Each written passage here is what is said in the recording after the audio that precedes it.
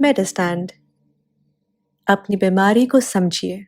अस्सलाम वालेकुम ख़वातीन हज़रात, प्रोफेसर अज़ीज़ुर रहमान मेडिस्टैंड अपनी बीमारी को समझिए की जानब से आज हम बात करेंगे एक कंडीशन के बारे में जिसको बोलते हैं एंजियोडेमा। ये एंजियोडेमा एक ऐसा लफ्ज़ है जिसका उर्दू मुतबादल नहीं मुझे मिला, मैंने चेक किया है। जब मैं आपको एक्सप्लेन करूँगा तो आपको शायद समझ आ जाए, शायद आपको किसी को इसका पता हो उर्दू इसका मुतबादल। लेकिन ये एक किस्म की एलर्जी की किस्म है जिसमें एकदम से बहुत ज़्यादा स्वेलिंग हो जाती है, और स्वेलिंग ख़ास तौर पे ये मुंह के एरिए में या गले में या यहाँ नीचे होती है, तो वो एकदम से ख़तरनाक हो सकती है। इसलिए इसके बारे में वीडियो बनाना ज़रूरी था। इसकी वजूहात क्या हैं, अलामात क्या हैं, इलाज क्या है, उसके बारे में मैं कुछ इन्फॉर्मेशन आपको दूंगा। वजूहात तो जैसे मैंने बताया कि आम तौर पे ये एलर्जी की किस्म है। जो लोग जिनको अदरवाइज़ भी एलर्जीज की बीमारियां हैं उनको हो सकती है। ऐसा भी हो सकता है कि आपको वैसे कोई एलर्जी की बीमारी नहीं, लेकिन किसी ख़ास खुराक से, किसी ख़ास दवाई से आपको एकदम से एलर्जी हो जाए। ख़ास तौर पे अगर वो दवाई आपने खुराक तो ज़ाहिर मुंह से लेंगे, अगर कोई दवाई भी मुंह से ली है तो ये इस एरिया में स्वेलिंग आ जाती है।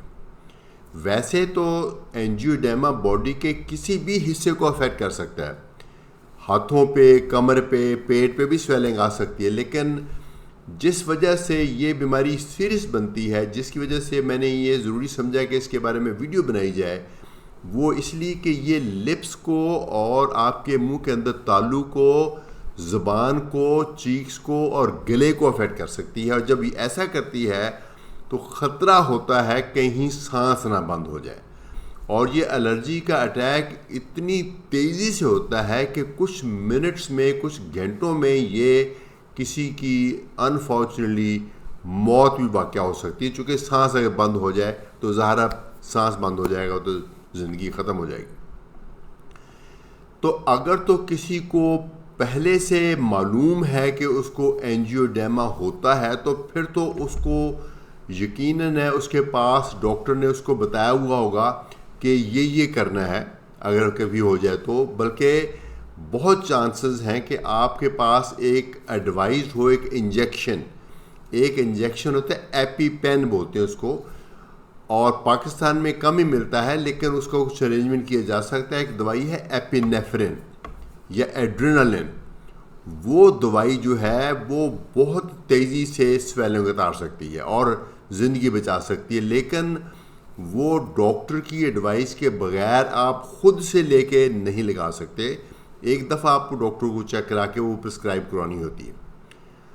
तो इसकी सिम्टम्स क्या हैं? बैठे बैठे एकदम से लिप्स सूजेंगे और आपकी अंदर लगेगा, मुंह के अंदर से स्वेलिंग आनी शुरू होगी, आवाज़ बदल जाएगी, आवाज़ भारी हो जाएगी, चूँकि वोकल कॉर्ड की भी स्वेलिंग आएगी।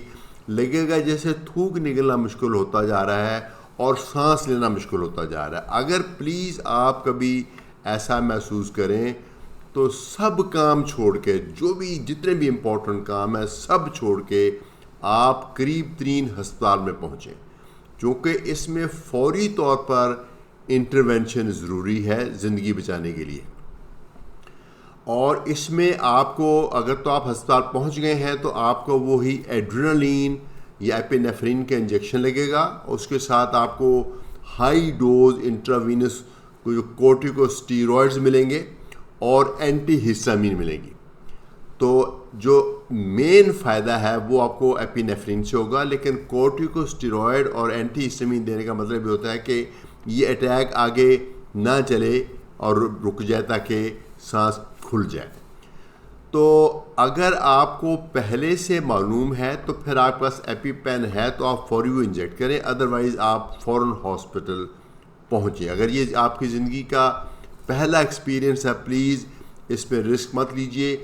अगर तो आपके डॉक्टर आपकी हिस्ट्री लेंगे, आपको चेक करेंगे, या तो कोई खुराक ऐसी चीज़ है जो खुराक आपने पहले कभी नहीं खाई थी, आप फर्स्ट टाइम खाई उससे एलर्जी हुई है, या ऐसी कोई चीज़ खाई है जिसमें वो चीज़ थी, आपको नहीं मालूम था, लेकिन जिससे आपको एलर्जी थी वो आप खा बैठे हैं।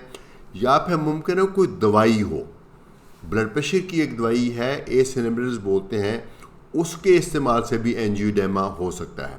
अगरचे उसमें एंजियोडेमा जिसको वो दवाई मिल रही होती है उसको पहले एक्सपीरियंस जो हो चुका होता है, चांसेस हैं कि माइल्ड अटैक होगा। लेकिन मैं समझता हूँ कि चूँकि इस एरिया पे स्वेलिंग जो है वो जानलेवा साबित हो सकती है, इसलिए एंजियोडेमा को कभी भी माइल्ड नहीं समझना चाहिए।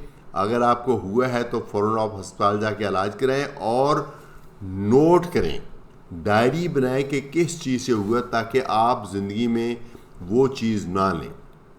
कुछ खाने हैं मसलन पीनट्स, अब ये मूंगफली जो है वो सिंपल सी चीज़ है जो कि हर आदमी खाता है, कभी नहीं किसी के जहन में आया होगा कि इससे भी इतनी सीवियर एलर्जी हो सकती है कि बंदे का सांस रुक जाए और जान चली जाए। तो ये इस तरह की चीज़ें होती हैं। जो भी चीज़ और फिश से भी कई लोगों को एलर्जी होती है, और भी चीज़ें हैं। तो अगर आपको पता चल गया है कि इस चीज़ से एलर्जी है तो आपने उससे परहेज़ करना है। कभी किसी रेस्टोरेंट में खाना खाएं, किसी शादी ब्याह पे जाएं तो आपने नोट करना है कि आपके खाने में वो चीज़ तो नहीं। कभी आप ऑर्डर करते हैं खाना तो आप बताएं कि मुझे इस चीज़ से ये होती है एलर्जी, जो एलर्जी की सीवियर किस्म जिसको मैंने एंजियोडेमा कहा है, तो ताकि आप वो चीज़ उसको अवॉइड कर सकें। मुझे उम्मीद है कि ये वीडियो आपको यूज़फुल लगी होगी। प्लीज़ इसको लाइक कीजिए, शेयर कीजिए, ताकि ये बहुत ही इम्पोर्टेंट इन्फॉर्मेशन मुमकिन है किसी इंसान की जान बचाने में आपका रोल इसमें अदा हो जाए।